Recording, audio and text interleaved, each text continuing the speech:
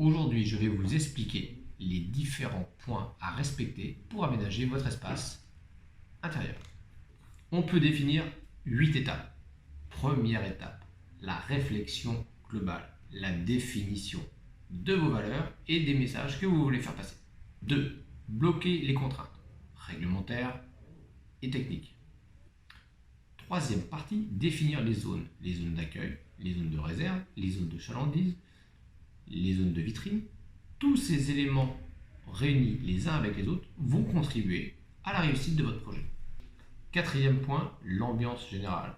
À vous de définir si vous êtes plus sur l'ambiance scandinave, rétro, chic, industriel, rock, peu importe.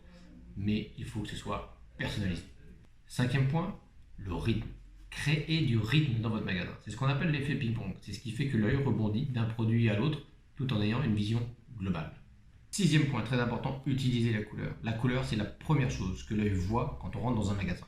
Si vous savez l'utiliser correctement, c'est succès garanti. Septième point, l'éclairage.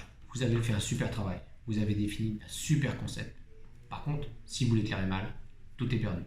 Utilisez-le correctement. Huitième et dernier point, les facteurs sensoriels. Utilisez tous les sens de façon à faire passer les messages directs ou indirects.